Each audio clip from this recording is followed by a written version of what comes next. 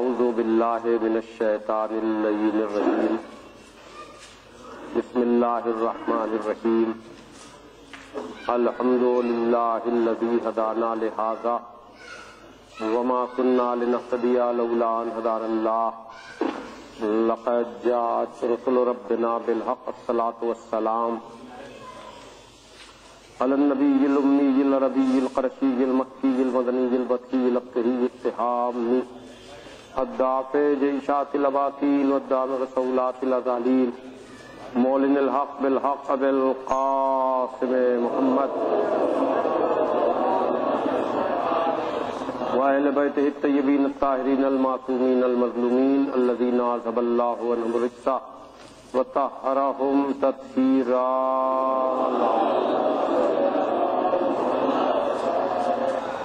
ولعنة الله على أعدائهم أجمعين من الآن إلى يوم الدين. أما بعد فقد قال علي عليه السلام كان لي فيما مضى أخ في الله کانا یخزمہ فی عینی صغر الدنیا فی عینہ. صلوات دیجئے محمد.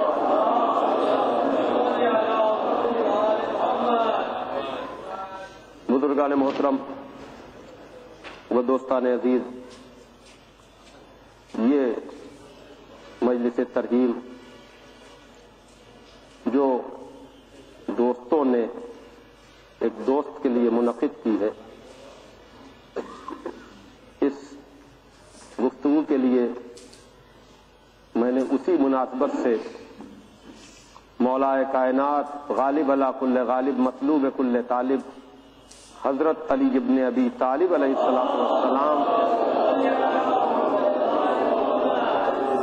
کی زبان مبارک پر جاری ہونے والے ان الفاظ کا تذکرہ کیا ہے جس میں مولا کائنات نے اپنے ایک دوست کا ذکر کیا ہے.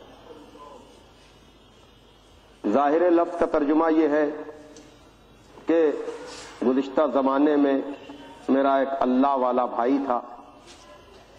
کان لی فی ما مضی اخ فی اللہ. گزشتہ زمانے میں میرا ایک اللہ والا بھائی تھا جو میری نظر میں عظیم اس لیے تھا کہ دنیا اس کی نظر میں حقیر تھی.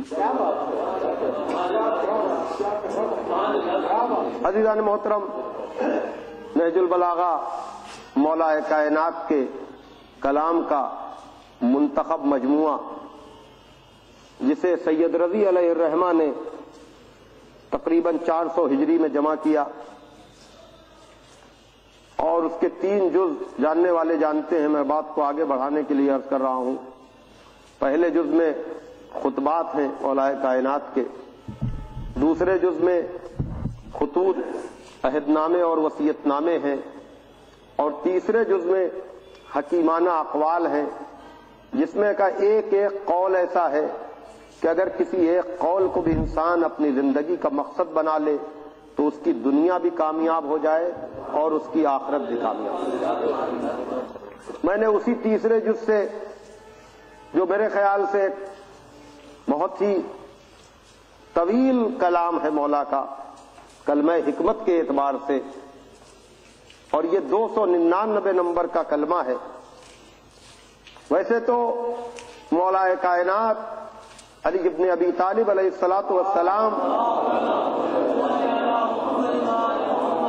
کی زبان مبارک پر جاری ہونے والا ایک ایک لفظ اپنے اندر اتنی گہرائی اور گہرائی لیے ہوئے ہے کہ اس پر انسان ساری زندگی بھی سوچتا رہے، اور جتنا علم و دانش اور معرفت کی گہرائی سے اس میں اترے اتنا اس کو خزانوں کے گوہر ملے.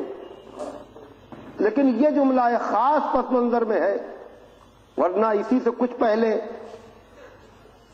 قضاء و قدر کے لیے مولا نے جو کہا ہے، یا توحید اور عدالت جیسے موضوع کے لیے کہ جہاں آج تک دفتر کے دفتر لوگ سیاہ کر رہے ہیں اور توحید کے نظریے کو واضح نہیں کر سکے ہیں، بڑی تفصیلی کتابیں لکھی گئیں نظریہ عدل پر، لیکن آج تک دنیا سوال کرتی ہے چھوٹے سے زلزلے کے بعد، چھوٹی سی سونامی کے بعد، کہ یہ خدا کیا کر رہا ہے بھی کہ نہیں؟ اور پھر کہنے والے مفکرین نے کہا کہ مٹ جائے گی مخلوق تو انصاف کرو گے، مٹ جائے گی مخلوق تو انصاف کرو گے، منصف کو اگر حشر اٹھا کیوں نہیں دیتے؟ یعنی جہاں آج تک لوگ توحید و عدالت کو یعنی اللہ کی ضربیں مارنا اور ہے، اور نظریہ توحید پر گفتگو کرنا اور ہے۔ میں پوری شرعی ذمہ داری سے عرض کر رہا ہوں کہ جو دور اول کہلاتا ہے، جو صدر اول کہلاتا ہے مسلمانوں کا، اس میں آپ کو بڑے بڑوں کا نظریہ توحید پر کوئی چھوٹا سا جملہ بھی نہ ملے گا۔ یعنی جو بھی فلسفے ہیں وہ سب 200 سال بعد والوں کے ہیں۔ ایک آواز مولا علی کی آواز، اس لیے کہ عزیزان محترم مسئلہ یہ ہے کہ جو چیز پردے میں ہے اس کی ڈیفینیشن کوئی بیان ہی نہیں کر سکتا۔ جو چیز سامنے نہیں ہے اس کو ڈیفائن کیا ہی نہیں جا سکتا، اس کی تعریف بیان کی ہی نہیں جا سکتی۔ سب کچھ اندازہ ہی ہوگا، گمانی ہی ہوگا، خیالی ہی ہوگا، لیکن صرف ایک آواز آ رہی ہے جو میرے مولا کی آواز ہے کہ اگر حجاب ہٹا بھی دیے جائیں تب بھی علی کے یقین میں کوئی اضافہ نہ ہوگا۔ صلوات بھیجے محمد والے۔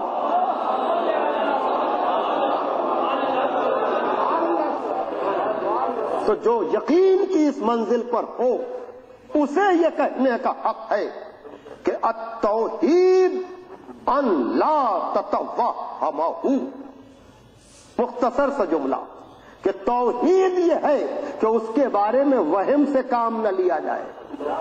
تو جو یقین کی اس منزل پر ہوگا وہی تو کہے گا توحید یہ ہے کہ وہم سے کام نہ لیا جائے۔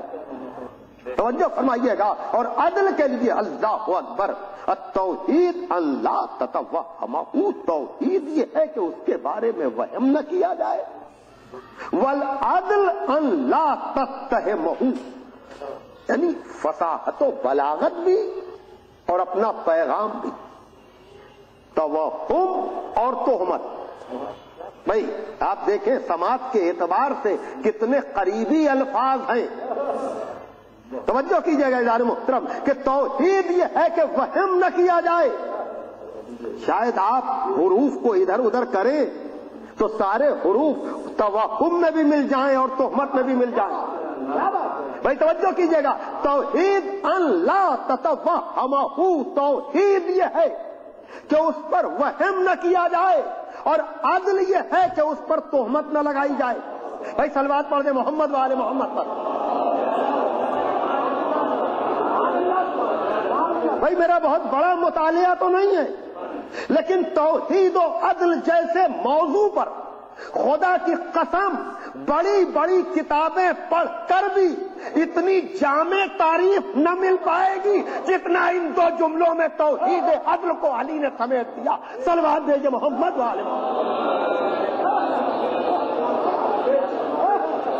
توحید کہ اس کے بارے میں وہم سے کام نہ لیا جائے، اور عدل یہ ہے کہ اس پہ تہمت، اللہ اکبر، جتنا ڈوبتے چلے جائیے، وہم و تہمت، توہم اور تہمت، اللہ اکبر، کہ جس میں فصاحت و بلاغت بھی اور گہرائی میں جائیے تو زہرا لطف۔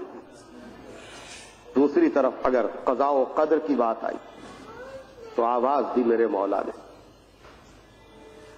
جب پوچھا کسی نے یا علی قدر کے معنی کیا ہے، تو میرے مولا نے عجب تراقیسی جو جملہ میں نے پڑھا ہے جس کے لیے میں گفتگو کروں گا، اس سے دو قول پہلے کہ بحر عمیق طریق مظلم فلا تسلکو، یہ اندھیرا راستہ ہے، اس پہ چلنے کی کوشش نہ کرنا۔ بحر عمیق فلا تلجو، یہ گہرا سمندر ہے، اترنے کی کوشش نہ کرنا۔ سر اللہ فلا تتکلفو، یہ اللہ کے رازوں میں سے ایک راز ہے، اس کو جاننے کی تکلیف اپنے اوپر نہ ڈالنا۔ بھائی توجہ فرما رہے ہیں، تو یہ تو سارے مسائل وہ ہیں کہ جو دین سے متعلق ہے، لیکن یہ جو جملہ میں نے آپ کے سامنے پیش کیا ہے، یہاں دوستی کا معیار بتا رہے ہیں، جہاں پر دین کی ضرورت نہیں ہے، مذہب کی ضرورت نہیں ہے، غیب کی باتوں کو جاننے کی ضرورت نہیں ہے، روزانہ کی زندگی میں خود پرکھ لو کون کیا ہے۔ بھائی غیب کی باتوں کو تو وہ تو فیتھ ہے، آستھا ہے، وہ تو عقیدہ ہے، اس کو تو ہم اور آپ ڈیفائن نہیں کر سکتے، سمجھ نہیں سکتے، وہاں تو جو ہے مخبر صادق کی خبر پہ معاملہ چلے گا۔ لیکن یہاں پر جو مولا کائنات کہہ رہے ہیں، اس لیے کہ مولا کائنات کے بیٹے امام حسین نے کربلا میں یعنی یزیدیوں کو بھی ایک پیغام جو دیا، اس میں بھی ظاہر سی بات ہے کہ یہ اسی خاندان کا حق ہے کہ جو ہر طرح سے ہدایت کرے۔ ایک مرتبہ میرے مولا نے کہا ان لم یکن لکم دین کونوا احرارا فی دنیا کو۔ مولا حسین کربلا میں کہہ رہے ہیں کہ اگر تمہارے پاس کوئی دین نہیں ہے تو دنیا میں مرد آزاد بن جاؤ۔ بھائی توجہ کیجئے گا، اس لیے کہ دین کی حقیقتیں میں نے بتائیں، پتہ نہیں کس تک کتنی بات پہنچی، تو دین تو سمجھنا آسان نہیں ہے۔ یعنی مولا حسین یہ کہہ رہے ہیں کہ اگر تمہاری سمجھ میں دین نہیں آ رہا ہے، تم غیب کی باتوں کو نہیں سمجھ سکتے، ان لم یکن لکم دین، اگر تمہارے پاس کوئی دین نہیں ہے، تم کسی دین کے پابند نہیں ہو، تو اگر مرد آزاد بن کر بھی سوچو گے تو آل محمد کے علاوہ رہبری کے لیے اور کوئی نہیں ملے گا۔ صلوات بھیجئے محمد والے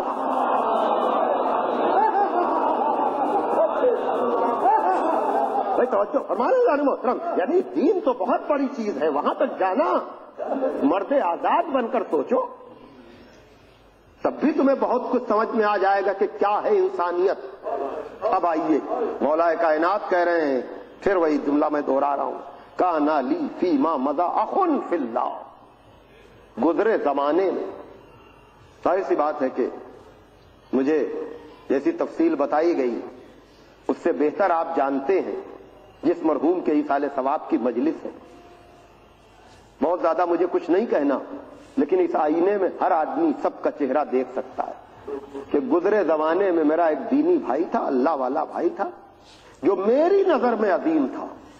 اللہ اکبر، اگر کوئی علی کی نظر میں عظیم ہو تو وہ ہوگا کیا؟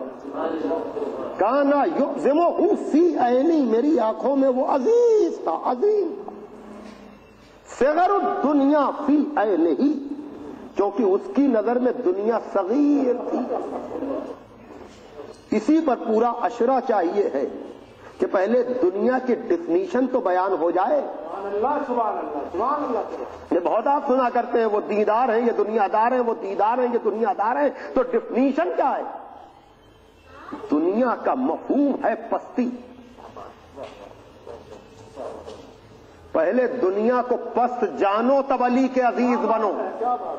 بھائی توجہ فرمائیے گا، دیکھیے اس میں فلسفہ اصل میں یہ ہے کہ طے یہ کرنا ہے کہ انسان خود اپنے کو اشرف المخلوق سمجھتا ہے کہ نہیں۔ توجہ کیجیے گا، اگر اشرف المخلوق سمجھ رہا ہے اور واقعاً وہ اپنے کو سب سے سپیریئر جانتا ہے تو کبھی پستی پہ نہیں مرے گا۔ بھائی توجہ کیجیے گا محترم، اس لیے کہ دنیا کی اور جتنی بھی مخلوق ہے سب اس سے مفضول ہوئی نا۔ بھائی توجہ کیجیے گا، جو بھی ہے، ارے سونا ہے، چاندی ہے، دولت ہے، شہرت ہے، عہدہ ہے، جو بھی ہے، پہلے انسان یہ طے کرے کہ وہ ساری چیزیں افضل ہیں کہ مفضول۔ بھائی توجہ کیجیے گا، تو کہنے کو تو یہی کہے گا انسان اشرف المخلوق، انسان سب سے افضل، تو عملی طور پہ بھی دیکھو کہ یہ افضل مفضول پر مر تو نہیں رہا۔ صلوات دیجئے محمد والے محمد۔ ایک اور صلوات پڑھ دیں آپ ذرا محمد والے محمد۔ کان علی فیما مضی اخن فی اللہ، وہ دینی بھائی، اس کا کمال یہ تھا کہ وہ، اور پھر اس کے بعد میرے مولا نے عجب طرح سے، عجیب منزل ہے کہ ایک ایک لفظ پر رکا جائے، شاید میں دوبارہ واپس نہ آ پاؤں اس جملے پر، لیکن دل یہی چاہتا ہے کہ اگر دنیا کو آدمی صحیح طور پر سمجھ لے تو اس کے علاوہ کوئی ہے ہی نہیں، اس لیے کہ اس سے بڑا ہے کون، اس انسان سے بڑا ہو کون سکتا ہے۔ لیکن جب یہ پست مخلوق اپنے ہی جیسوں کو کچھ سمجھنے لگے، نہیں توجہ فرمائیے گا محترم، اور پھر اس کے بعد میرے مولا نے کہا اس کا کمال یہ تھا، کانا خارجن من سلطان بطنہ، وہ اپنے پیٹ کی حکومت سے خارج تھا، اس پر اپنے پیٹ کی حکومت نہیں تھی۔ اب یاد رکھیے گا یہ پیٹ کا مفہوم بڑا وسیع ہے، اس لیے کہ یہ پیٹ تو جلدی بھر جاتا ہے، لیکن اور بھی کچھ پیٹ ہیں۔ ایک صلوات بھیجیے آپ محمد والے محمد کا۔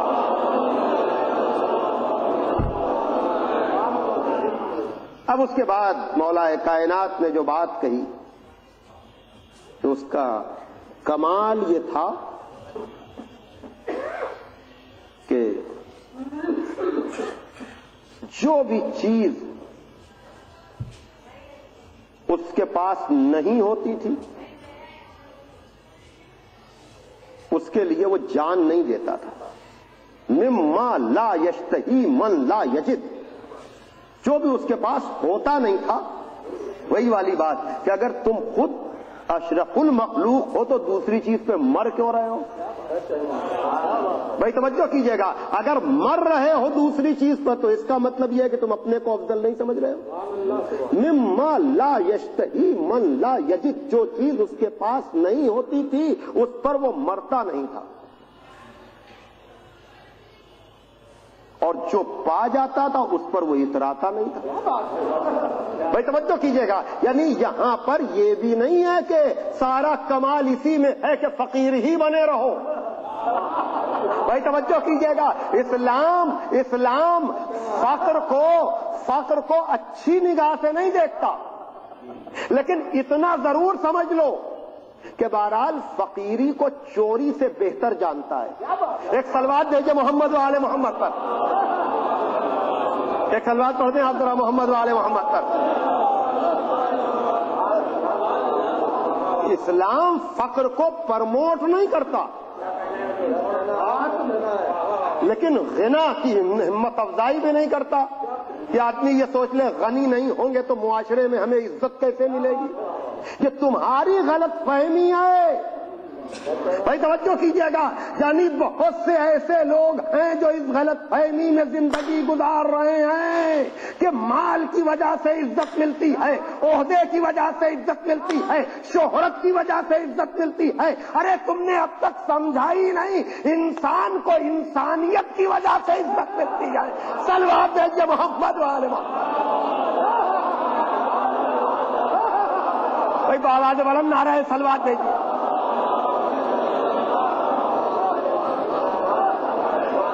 اس لیے کہ میرے استاد ہی کا جملہ یہ ہے کہ یہ زمانے کی ترقیاں کہ جس نے ہم کو پرندوں کی طرح سے ترقی کے نام پہ اڑنا سکھا دیا، مچھلیوں کی طرح سے سمندر میں تیرنا سکھا دیا، لیکن ستم ظریف ہی یہ ہے کہ ہم انسانوں کی طرح سے زمین پہ چلنا نہ سیکھ سکے۔ صلوات بھیجیے محمد والے محمد۔ مما لا یشتہی من لا یجد، وہ اس بات کی خواہش نہیں کرتا تھا جو اس کے پاس ہوتا نہیں تھا، اور جو ہوتا تھا اس پر اتراتا نہیں تھا۔ اب اس کے بعد کا کانا اکثرا دہرہی صامتاً، وہ علل اکثر خاموش رہتا تھا۔ اللہ اکبر، وہ علل اکثر خاموش رہتا تھا۔ اب ایک ایک لفظ کا تجزیہ ہو، یعنی کلام معصوم کا کمال یہ ہے کہ آدمی یہ نہ کہے کہ یہ بھی ہوتا تو بہتر تھا۔ ایسا جامع کلام، دیکھیے وہاں بھی ایسا نہیں کیا کہ نہیں بس فقیری میں زندگی گزار لو، نہیں، جس سے حلال کماؤ اتراؤ نا. بھائی توجہ فرمائیے گا، وہاں بھی جملہ مکمل ہے اور یہاں بھی کانا اکثر دارئی سامتن، وہ اکثر خاموش رہتا تھا. اگر یہاں پر گفتگو تمام ہو جاتی تو انسان کے پاس اگر زبان نہ ہو تو پھر ہے کیا باقی؟ آپ مجھے بتائیں، اگر سب خاموش رہیں تو پھر دہر میں ہو کیا، زمانے میں ہو کیا؟ ایک سناٹا سا سناٹا، ایک ہو کا عالم، کانا اکثرا دہرئی سامتن، وہ الل اکثر خاموش رہتا تھا اور جب بولتا تھا تو بولنے والوں کی بولتیاں بن جاتی فَإِنْ قَالَ بَزَّ الْقَائِلِينَ، اور جب بولتا تھا تو بولنے والوں کی بولتیاں بند ہو جاتی تھی. تو کیا بولنا کوئی ہنر ہے؟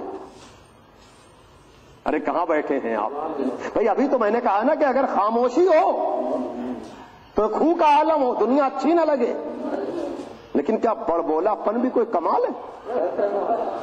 بھائی توجہ کیجئے گا، بڑ بولے آدمی سے لوگ بھاگتے ہیں کہ ان کے سامنے تو ہم بول ہی نہیں سکتے. تو دیکھیے باتیں دونوں، توجہ فرمائیے گا، نہ خاموش رہنا حسن ہے نہ بولتے رہنا کمال ہے. کلام علی وہ ہے جو ان دونوں کو کور کرے. بھائی بہت سے لوگ اس لیے نہیں بولتے ہیں کہ ان کے سامنے کیا بولے، یہ بولنے ہی نہیں دیں گے. فَإِنْ قَالَ بَزَّ الْقَائِلِينَ، اگر بولتا تھا تو بولنے والوں کی بولتیاں بند ہو جاتی تھی. لیکن اکثرا دارئی سامتن، اللہ اکثر وہ خاموش رہتا تھا. لیکن جب وہ بولتا تھا تو لوگوں کی تشنگی دور ہو جاتی. صلوات پڑھ دیں محمد وآل محمد. اب اس موقع پر جب میں نے اس جملے کو ذریعہ بنا کر دہلی میں مجلس پڑھی تو جناب سعید نقوی صاحب نے میر تقی میر کی یہ ربائی سنائی اور کہا کہ میر تقی میر نے یہ فکر مولا علی ہی سے لیے. شاید میں اس سے آگے نہ جا سکوں. عجیب طرح سے میر تقی میر بھی، ظاہر سی بات ہے کہ جو علی کی محبت میں ڈوبتا ہے وہی علی سے ایسا وابستہ ہوتا ہے. میر تقی میر ہی کا یہ شعر ہے اور ان کے دیوان میں اب تک ہے. خدا کا شکر ہے کہ عجب منزل ہے. اگر یہ محبت کی منزل ہے تبھی اگلی ربائی وہ سمجھ میں آئے گی کہ جہاں پر میر تقی میر نے فیصلہ کر دیا کہ کوئی بھی ایسی چیز علی کے بغیر مکمل ہی نہیں ہوتی. جو حیدری نہیں اسے ایمان ہی نہیں، جو حیدری نہیں اسے ایمان ہی نہیں، وہ ہو شریف مکہ مسلمان ہی نہیں. یہ اب اس کے بعد جو مولا کائنات سے قصب فیض انہوں نے کیا کہ ملیے اس شخص سے کہ جو آدم ہووے. ملیے اس شخص سے، دوستوں نے دوست کی مجلس کی ہے، ملیے اس شخص سے کہ جو آدم ہووے، ناز اپنے کمال پر اسے کم ہووے. ملیے اس شخص سے کہ جو آدم ہووے، ناز اپنے کمال پر اسے کم ہووے. وہ جو بولے تو اسے آئے خلقت سننے، وہ جو بولے تو اسے آئے خلقت سننے، رہے خاموش تو وہ ایک عالم ہووے. صلوات دیجئے محمد وآل محمد. آواز بل صلوات دیجئے. تو یہ وہ منزل ہے عزیزان محترم جہاں پر کہا جا رہا ہے وَكَانَ أَكْثَرَ دَارَيْهِ صَامِتًا، عَلَى الْأَكْثَرُ وہ خاموش رہتا تھا. اور یہ ساری چیزیں میں بیچ کے بہت سے جملے چھوڑ کر کے آپ کو اور آگے لے جا رہا ہوں کہ اس کا کمال یہ تھا کہ وہی کہتا تھا جو کرتا تھا، وہی کہتا تھا جو کرتا تھا، اور وہ نہیں کہتا تھا جو نہیں کرتا. تو جو فرما رہے ہیں اب اس کے بعد اذا غلب علی الکلام لم یغلب علی السکوت، اگر کوئی کلام پر اس کے اوپر غالب بھی ہو جاتا تھا تو کوئی اس کے سکوت پر غالب نہیں ہو پاتا. بھائی توجہ کیجیے عزیزان محترم، اس لیے کہ بولنے کی قدرت تو آدمی حاصل کر سکتا ہے، لیکن خاموش رہنا، اب یہ فلسفہ سوائے علی کے کوئی بیان کرنے کا حق بھی نہیں رکھتا۔ بھائی توجہ کیجیے گا کہ وہ بولنے سے زیادہ خاموشی پر، اب یہ بولنا اور خاموشی اگر سمجھنا ہے تو علی ہی کی زندگی کو اٹھا کر دیکھ لیجئے، اس لیے کہ طاقت ہوتے ہوئے بدر و احد میں علی کا تلوار چلانا کمال نہیں ہے، بلکہ طاقت ہوتے ہوئے 25 سال علی کا خاموش رہنا کمال ہے۔ صلوات بھیجیے محمد والے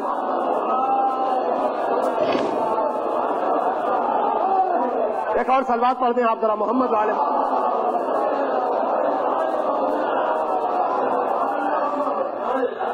اس لیے کہ خاموشی طاقت نہ ہوتے ہوئے مجبوری کا نام ہے۔ دنیا نے صبر کی تعریف کو بھی نہیں سمجھا، صبر مجبوری کا نام نہیں ہے، ہم نے رکھ لیا ہے مجبوری کا نام صبر۔ قرآن نے اسی لیے روزے کو صبر کہا ہے تاکہ تم سمجھ سکو کہ صبر اختیار کا نام ہے۔ بھائی آپ کے پاس کھانا پینا نہیں ہے اور آپ بھوکے ہیں تو یہ جبر ہے یا صبر ہے؟ بھائی توجہ فرمائیے گا، یہ تو جبر کی منزل ہے نا کہ ہے ہی نہیں تو کھائیں گے کیا؟ قرآن نے روزے کو کہا صبر، تو صبر اگر کہا تو آپ جو کھانا پینا ترک کرتے ہیں، بھائی توجہ فرمائیے گا، وہ جبری طور پر ہے یا اختیاری طور پر؟ بھائی جب چاہیں آپ دن میں کھا بھی سکتے ہیں، پی بھی سکتے ہیں، لیکن خدا سے عہد کیا تو اختیار ہونے کے باوجود نہیں کھاتے۔ اب جو کربلا کے حوالے سے کچھ لوگ کہتے ہیں حسین جوانان جنت کے سردار تھے، وہ کھانا منگا سکتے تھے کہ نہیں، پانی منگا سکتے تھے کہ نہیں؟ ارے اپنے روزے کو پہلے بتاؤ، یہ جبر ہے یا اختیار؟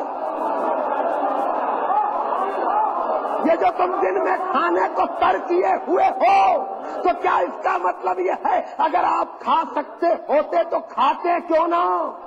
پی سکتے ہوتے تو پیتے کیوں نہ؟ کھا بھی سکتے ہیں، پی بھی سکتے ہیں، لیکن اگر کھا لیا تو روزہ ٹوٹ جائے گا۔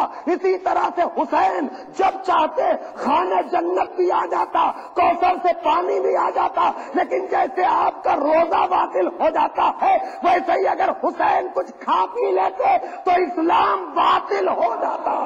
صلوات بھیجیے محمد والے محمد، آواز بلند آ رہے صلوات دیجیے۔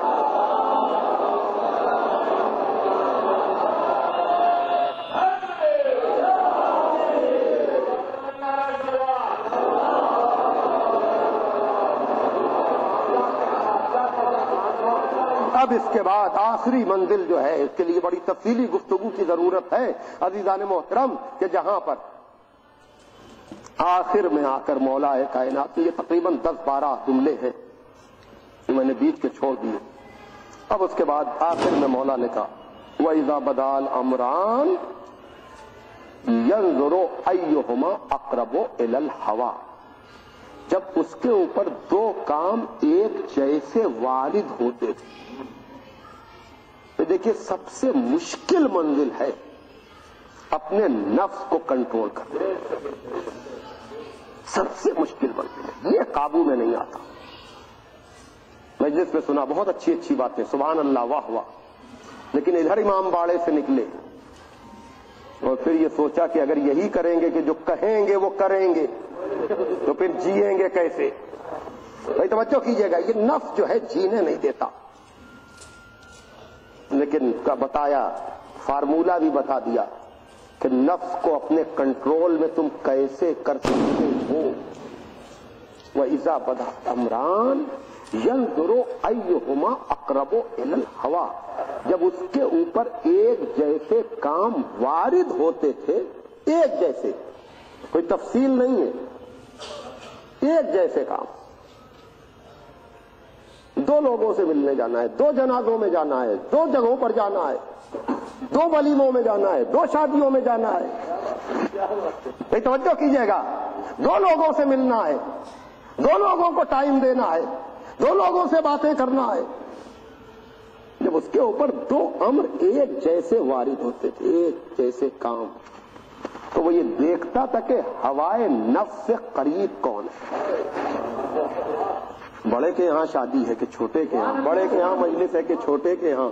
بھائی توجہ کیجئے گا، اب اپنے اپنے طور پر ہر آدمی اس کو سمجھے کہ نفس کشی کیسے ہوتی ہے، اس کا آغاز کیسے ہوتا ہے۔ ینظر ایہما اقرب الی الہوی، تو یہ دیکھتا تھا، اس کا کمال یہ تھا جو علی کی نظر میں عظیم تھا کہ جب دو چیزیں ایک جیسی اس کے اوپر وارد ہوتی تھیں تو وہ یہ دیکھتا تھا کہ نفس سے قریب کون ہے، اس کی مخالفت کرتا تھا۔ صلوات پڑھ دے محمد و آل محمد پر۔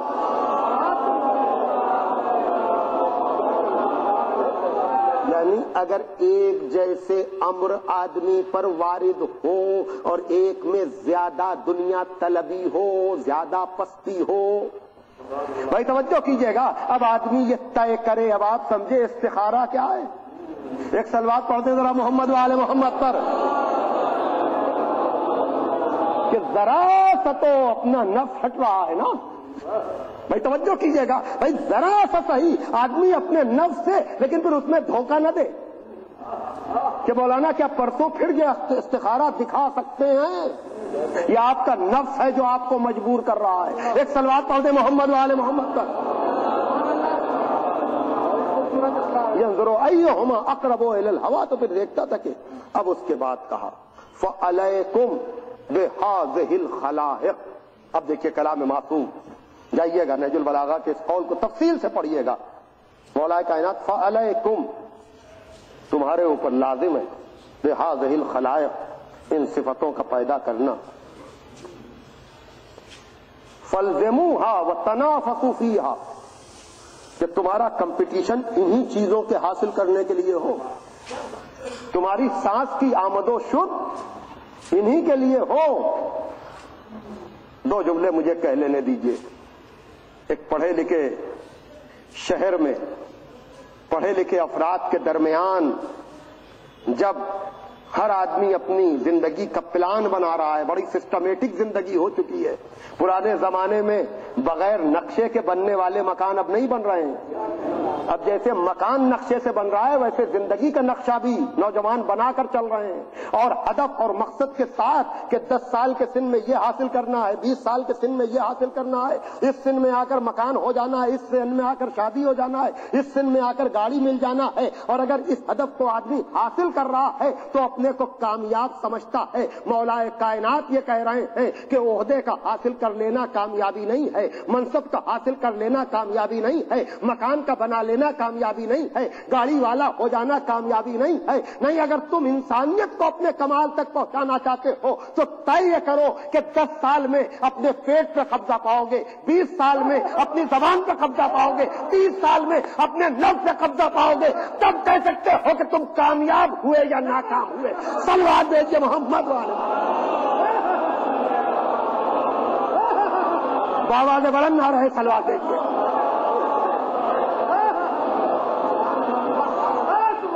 ایک اور صلوات پڑھے محمد والے محمد۔ اس لیے کہ پیٹ پہ قبضہ آسانی سے نہیں حاصل ہوتا ہے، زبان پہ قبضہ آسانی سے نہیں ہوتا ہے، نفس پہ قبضہ آسانی سے نہیں ہوتا ہے۔ آدمی ہدف بنائے کہ 10 سال میں پیٹ کے مرض سے نجات پائیں گے، 20 سال میں زبان کے مرض سے نجات پائیں گے، 30 سال میں نفس کے مرض سے نجات پائیں گے، تب وہ بتائے کہ کہاں پہنچا۔ بھائی توجہ کیجئے گا، دیکھیے مرحلے 3 ہیں، اب وہ تفصیل نہیں ہے۔ ایک ہے تدبیر منزل، نہیں، ایک ہے تہذیب نفس، دوسرے ہے تدبیر منزل، تیسرے ہے سیاست مدن۔ تہذیب نفس اپنے اوپر قبضہ، تدبیر منزل اپنے مکان پہ قبضہ، سیاست مدن۔ بھائی توجہ کیجئے گا، لیکن بات افسوس کی یہ ہے کہ آدمی اپنے اوپر قبضہ پا نہیں پاتا۔ سوچتا ہے بیوی اس کے پابند رہے، بچے اس کے پابند رہیں، بچوں پر اختیار ہوتا نہیں۔ آدمی سوچتا ہے پورا شہر اس کا مطیع ہو جائے تو نفس سے شروع کرو تب شہر تک جاؤ۔ صلوات دیجیے محمد والے محمد۔ ایک اور صلوات پڑھ دیں ذرا محمد والے محمد۔ تہذیب نفس، تدبیر منزل، سیاست مدن، یہ 3 مرحلے ہیں. لیکن عزیزان محترم، مولا کائنات نے کہا فَعَلَيْكُمْ بِهَٰذِهِ الْخَلَائِقِ، تم پر ان صفتوں کا حاصل کرنا ضروری اور لازم ہے اخلاقی طور پر. اب کہا کہ فَالْزَمُوهَا وَتَنَافَسُوا فِيهَا، تم اسی کے لیے کمپٹیشن کرو، اسی کے لیے اپنی زندگی گزارو. فَإِن لَّمْ تَسْتَطِيعُوهَا، یہ ہے کلام معصوم. اس لیے کہ یہ ساری چیزوں کی استطاعت انسان ایک ساتھ نہیں رکھتا. فَإِن لَّمْ تَسْتَطِيعُوهَا، اگر تم اس کی استطاعت نہیں رکھتے تو یاد رکھو فَاعْلَمُوا أَنَّ أَخْذَ الْقَلِيلِ خَيْرٌ مِّن تَرْكِ الْكَثِيرِ. یہ ہے کلام معصوم کہ اگر یہ ساری صفتیں ایک ساتھ پیدا نہیں کر سکتے تو یاد رکھنا کہ سب کا چھوڑ دینا کچھ کے حاصل کرنے سے خراب ہے، یا تھوڑے کا حاصل کر لینا سب کے چھوڑ دینے سے بہتر ہے. یہ سوچ کر نہ چلو کہ یہ تو ہم کر ہی نہیں سکتے. نہیں، تم پیٹ سے آغاز تو کرو. ایک صلوات بھیجے محمد و آل محمد پر. تو بہرحال عزیزان محترم، یہ وہ منزل ہے کہ آدمی اپنے طور پر سوچ سکتا ہے، دیکھ سکتا ہے کہ نفس پہ کنٹرول. لیکن یاد رکھیے گا یہ انسان کا معیار ہے. مسلمان اس سے آگے ہے، مومن اس سے آگے ہے، امیر المومنین اس سے بھی آگے ہے. کچھ لوگ اس نفس کشی میں معصومین کو بھی لے آتے ہیں اور پھر یہ کہنے لگتے ہیں کہ ان کے لیے کیا خیال. تو یہ آپ کی غلط فہمی ہے. ایک بات یاد رکھیے گا، بہت سی چیزیں مثنوی یا اور چیزوں کے ذریعے سے ہم تک آئی ہیں. ظاہر سی بات ہے کہ ان کی تعویل اپنے اپنے طور پر لوگوں نے کی ہے، لیکن اس پیمانے پر کوئی معصومین کو نہ تولے کہ وہ نفس کشی کی کس منزل پر تھے. نہیں، نفس کشی کی منزل ان کے یہاں ہے ہی نہیں. اس لیے کہ آپ مجھے بتائیں کہ ہجرت کا بستر پہلے ہے یا خندق. بعض لوگ یہ کہتے ہیں علی امر کے سینے سے اس لیے اترے نفس شامل نہ ہو جاتا. میں ہجرت پہلے ہے، خندق بعد میں ہے. تم نفس کشی کرتے ہو، پھر تمہارا نفس مخالفت کرتا ہے. وہاں ہجرت کی شب علی نے اپنا نفس خدا کو دے دیا. بھائی توجہ کیجئے گا، اپنا نفس علی نے خدا کو دے دیا. اعلان ہو گیا. خندق 5 ہجری میں ہے. تو ہجرت کی جب نفس علی نفس خدا ہو چکا، اب خندق میں. لیکن یہ طے ہے کہ امر کے سینے سے اترے. بس میں بات کو سمیٹ رہا ہوں. تو اترے کیوں سینے سے؟ دیکھیے، جیسے بہت میں اس بات کا قائل ہوں کہ آدمی معصوم کے حوالے سے جو کہے اس کا حوالہ بھی دے. اس لیے کہ لوگ شوق تبلیغ میں جو قول اچھا لگا وہ کسی معصوم کی طرف منسوب کیا. انتہائی ہے کہ کلو یومن عاشورہ و کلو ارضن کربلا، یہ بھی قول معصوم کے قول کے خلاف ہے. یعنی یہ ایک سلوگن ہے، ایک نعرہ ہے.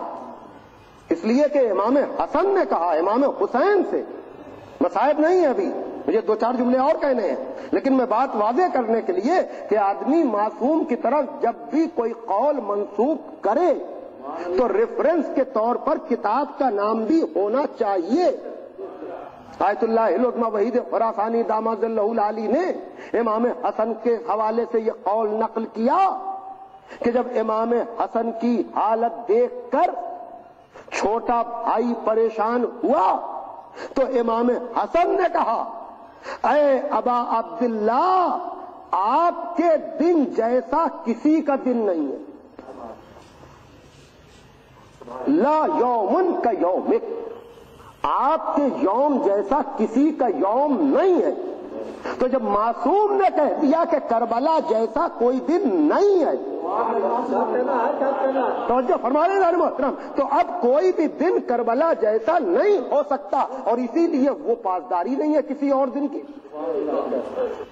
توجہ فرمائے نا محترم، ظاہر سی بات ہے کہ یہ اس کا موقع نہیں ہے. لیکن اصل میں جو مسئلہ اور جو بات ہے وہ یہ کہ جو بھی بات کہی جائے یہ والا قول بھی ریفرنس بک میں آدمی لے کر کے آئے تو مشکل سے اسے حوالہ ملے گا کہ عمر کے سینے سے اس لیے اترے کہ اس نے لعاب دہن سے بے ادبی کی. نہیں، مجھے اس سے بحث نہیں ہے. میرا تو کہنا یہ ہے کہ عمر کے سینے سے اترے کیوں، تفصیل اب آدمی جانے، مورخ جانے. اس لیے کہ عمر کو سب سے بڑا پہلوان بنا کر لائے تھے. توجہ کیجئے گا، عمر کو بہت بڑا پہلوان بنا کے لائے تھے، اور اس دنیا نے کبھی علی کے ساتھ انصاف نہیں کیا. علی کی ہر فضیلت کو اتفاقی بنا کر پیش کیا. بھائی توجہ کیجئے گا، کعبے میں پیدا ہوئے فضیلت نہیں اتفاق، آغوش رسول میں آنکھ کھولی فضیلت نہیں اتفاق، ہجرت کے بستر پہ سوئے فضیلت نہیں اتفاق، یعنی ہر شرف کو اتفاق کہ اگر پہلے ہی قبضے میں عمر کو مار دیا. بھائی توجہ کیجئے گا، تو یہ لوگ جنہوں نے ہمیشہ علی کی فضیلتوں کی مخالفت کی ہے، بددیانت مورخ لکھے گا کہ کہاں عمر کہاں علی. اگر وقت ہوتا تو میں کہتا، لیکن موالیان حیدر کرار کا مجمع ہے. ارے مرثیہ سننے والے لوگ موجود ہیں. مرثیے میں رجب ہوتا ہے نا، رجب پڑھا جاتا ہے نا جنگ میں، جو مرثیوں میں نظم ہوتا ہے. یہ واحد جنگ ہے جس میں عمر کا رجب لشکر اسلام میں پڑھا جا رہا ہے. بھائی توجہ کیجئے گا، عمر کا رجب یعنی وہ خود اپنا تعارف نہیں کرا رہا تھا کہ میں کیا ہوں.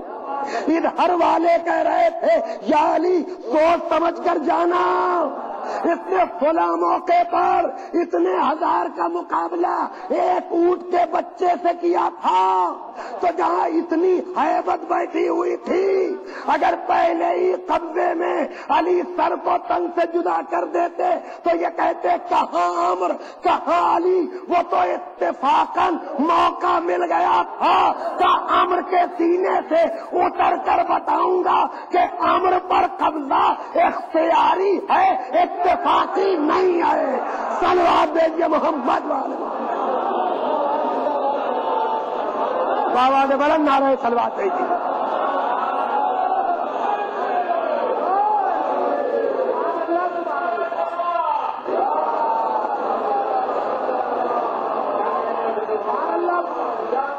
توجہ فرمائے جناب محترم. تو یہاں پر معصومین کی جو منزل ہے، اس لیے کہ وہاں کی چیزوں کو آدمی سمجھ نہیں سکتا، وہاں سوائے محبت کے.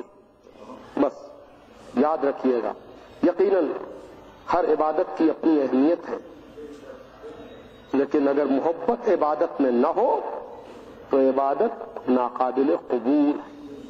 اور یہی نہیں، لوگ جو حوالے پوچھتے ہیں، سارے حوالے میرے ذمے. مستند ترین کتابوں میں ارکان اسلام، بڑے پڑھے لکھے افراد بیٹھے ہوئے ہیں یہاں. اصول دین جو 5 ہے، یہ علماء نے قرآن و حدیث کی روشنی میں ہمیں 5 بتائے ہیں، لیکن معصومین کی یہ ترتیب مشکل سے ملے گی. میں بہت سمجھ کر بات کہہ رہا ہوں، اور یہ سب حق ہے، اس میں کوئی وہ نہیں ہے. لیکن معصوم نے جب کہا تو کہا کہ ارکان اسلام 5 ہے: نماز، روزہ، حج، زکوٰۃ اور ولایت. ارکان اسلام 5: نماز، روزہ، حج، زکوٰۃ اور ولایت. آیت اللہ خمینی نے کہا، اس بات کو اب تو مرجع تقلید ہو گئے ہیں، ان کی تقلید ہوتی ہے. آیت اللہ العظمی مظاہری نے کتاب الاخلاق میں اس حدیث کو نقل کرتے ہوئے کہا کہ آیت اللہ خمینی سے کہا کہ یہاں پر ولایت سے مراد محبت ہے، حاکمیت نہیں ہے. وہ اصول کی بات ہے. ارکان اسلام 5: نماز، روزہ، حج، زکوٰۃ اور ولایت. اور اس کا تتمہ یہ ہے اس حدیث کا کہ معصوم نے فرمایا جتنا زور ولایت پہ دیا گیا اتنا اور 4 پر نہیں دیا گیا. یہ معصوم کے جملے ہیں. اور پھر ہمارے امام نے کہا کہ یہ 5 رکن ہیں، انہی کی گواہی ہم نماز جنازہ میں دیتے ہیں. ہر رکن کی ایک گواہی، ایک تکبیر ہے. اب جس کے یہاں 5واں رکن نکلا ہوا ہے، اس کے یہاں تکبیریں بھی 4 ہیں. ارکان اسلام 5: نماز، روزہ، حج، زکات اور ولایت 5ویں۔ معصوم نے کہا ہر تکبیر ایک رکن کی گواہی ہے، اور جتنا زور پھر معصوم نے کہا کہ 4 میں رخصت ہے، 5ویں میں رخصت نہیں ہے۔ نماز حالت سفر میں قصر ہے، محبت کبھی آدھی نہیں ہوتی۔ روزہ حالت سفر میں قصر ہے، محبت میں کوئی قصر نہیں ہے۔ توجہ فرمائیے گا، زکات بغیر نصاب کے نہیں ہے، اور محبت کا نصاب نہ ہو تو ولادت ہی خراب ہے۔ توجہ فرما رہے ہیں، حج بغیر استطاعت کے واجب نہیں ہے، اور محبت قلب ہے تو محبت ہے۔ اب آپ خود جا کر تجزیہ کر لیجئے گا کہ سب میں رخصت کیوں ہے اور محبت میں رخصت کیوں نہیں ہے۔ اس لیے کہ یہ بھی بات وہی انسانیت کی ہے، دیندار ہو کر نہیں۔ اگر مرد آزاد بن کر بھی سوچو گے تو بغیر محبت کے دین تو سمجھ میں آئے گا نا عبادت کی منزل کیا ہے۔ صلوات بھیجیے محمد والے محمد۔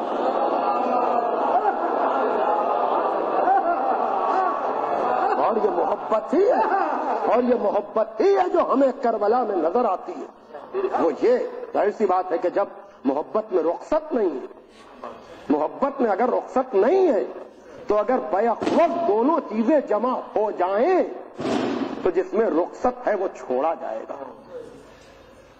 اور اس کا بھی ثبوت ہمیں کسی اور نے نہیں، کربلا میں حسین کے دوست ہی نے دیا، اور دوست بھی ایسا دوست جو رجل فقیہ ہے، جس کو فقیہ کی سند مولا حسین نے دی ہے،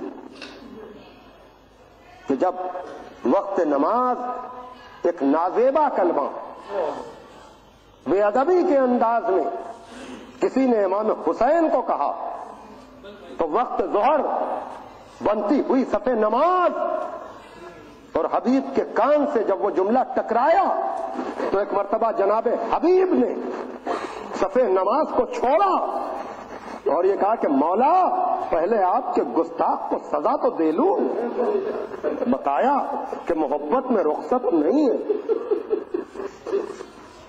محبت میں رخصت نہیں ہے۔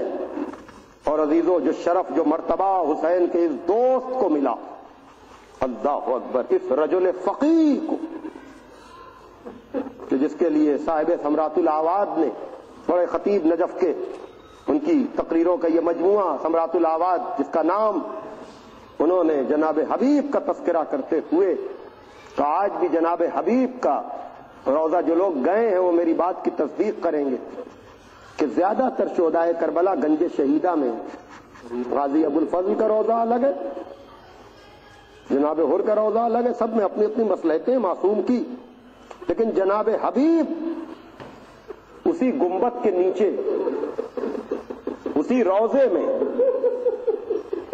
رواق میں، اسی طرح سے جیسے یہاں پر اصل روضہ ہو اور یہاں پر انٹرنس ہو، وہاں سے آدمی اندر آیا، اب پھر دوسرا دروازہ، تو جناب حبیب کی قبر اس کونے پر اگر آپ ادھر سے آ رہے ہیں تو صاحب ثمرات الاواد نے عجب جملہ لکھا کہ حبیب کو وہی مرتبہ ملا جو شب عاشور میں ذمہ داری تھی۔ کتابوں میں ہے کہ جناب حبیب خواتین کے خیموں پر مامور تھے، دربان بن کر، محافظ بن کر، جس طرح سے شب عاشور میں محافظ بن کر جناب حبیب شب عاشور میں تھے، آج بھی دربان بن کر ان کی زری اسی طرح سے ہے کہ جانے والا دیکھے بائیں طرف کہ جناب حبیب کی زری، یہی وجہ ہے۔ اب ایک کڑی سے کڑی ملائیے تو بات سمجھ میں آ جائے گی، کتابیں تفصیل سے نہیں دیتی، لیکن ایک کو دوسرے سے ملائیے، اب آپ سمجھیے۔ جب امام حسین رات کے سناٹے میں جناب زینب نے بلایا ہے، یہ بیوی دیکھ چکی ہیں کہ بابا کے سر پہ ضربت کیسے لگی، ان کے ذہن میں ہے کہ میرے بھائی حسن کو زہر کیسے دیا گیا، رات کے سناٹے میں بلا کر کہتی ہیں بھیا دوستوں کو آزما لیا، ساتھیوں کو آزما لیا، किसी तरह से ये आवाज हबीब के कानों तक पहुंची, चुके ड्यूटी वही है। एक मरतबा दौड़े हुए उस खैमे में आए जहां असहाब मसरूफ इबादत थे। का गजब हो गया, हमें अपनी वफादारी का सबूत देना है। जज़ाकुम रब्बुकुम आज़ादारो, कहा चलो चलो, अली की बेटी भाई से कह रही है अपने कि क्या दोस्तों को आजमा लिया। एक मरतबा सारे असहाबे बावफा दौड़े हुए गए। कहा शहजादी अगर आप हुक्म दें तो अभी अभी अपनी गर्दनें काट कर आपके कदमों पर। जज़ाकुम रब्बुकुम आज़ादारो, शब आशूर का ये मंजर था, ऐसे चाहने वाले। लेकिन जब रोज़े आशूर आया, एक एक शहीद मैदान में जाता रहा, यहाँ तक कि सरकार सैयदुश्शुहदा इमाम हुसैन भी मैदान में गए। तब आपको पता है ना इमाम हुसैन ने क्या कहा, या अब्ताल सफा या फुरकानल हैदा, ऐ मेरे शेरो, ऐ मेरे दिलेरो, तुम्हें क्या हो गया है कि तुम्हारा आका तुम्हें आवाज देता है और तुम जवाब नहीं देते। अब मर्जियों में है कि शोहदा के लाशें तड़पने लगे कि मौला मौत ने मजबूर कर दिया है, वरना अगर 70 मरतबा हमें मारा जाए और जिंदा किया जाए तब भी पर आप पर जान कुर्बान करने से हम गुरेज न करेंगे। चंद ही लम्हों के बाद हुसैन नरग़े आदा में घिरे। किसी ने तीर से हमला किया, किसी ने तलवार से हमला किया। वाह हुसैना वाह मज़लूमा, अला लानतुल्लाहि अलल कौमिज़ ज़ालिमीन, सयालमुल लज़ीना ज़लमू यक़ूलून। परवरदिगार आलम हमारी इस मुख्तसर सी इबादत को शरफ़ क़बूलियत अता फरमा। हाज़रीन मजलिस बानियाने मजलिस की दिली मुरादों को पूरा फरमा। इस जिक्र को मरहूम के लिए बेहतरीन इसाले सवाब करार दे। पसमंदगान और दोस्तों को सब्र जमील अता फरमा। हमें कामिल ईमान फरमा, मिल्लत को मुत्तहिद फरमा। सरकार इमाम ज़माना अज्जलल्लाहु ताला फ़रजहु शरीफ के ज़हूर में ताजील और हमें इस लायक बना के हमारा शुमार जिनके अंसर और न सके। अल्लाहुम्मा तक़ब्बल मिन्ना इन्नका अंतस समीउल अलीम। एक मरतबा सूरह हम, 3 मरतबा सूरह तौहीद की तिलावत फरमाकर जनाब रज़ी मेहदी उर्फ़ हसन मरहूम